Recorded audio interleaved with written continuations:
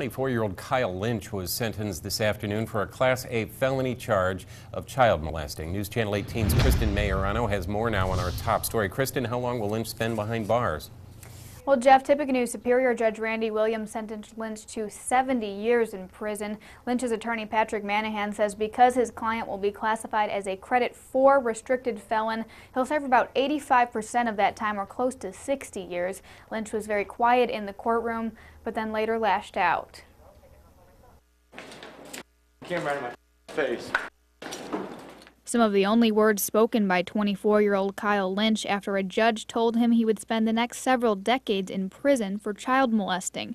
Just a few minutes earlier, Lynch buried his head in his hands as Tippecanoe Superior Judge Randy Williams read his sentence.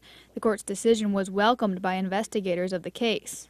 A lot goes into the sentencing, and what's been decided, we definitely respect that. The prosecution asked Judge Williams for the maximum sentence of 80 years, citing Lynch's extensive criminal history, the seriousness of the crime, and the young age of Lynch's victim. He was convicted of child molesting last month after the state testified that he was found wiping the bottom of a screaming 3-year-old boy in October 2009. The abuse caused the child to be hospitalized for a week.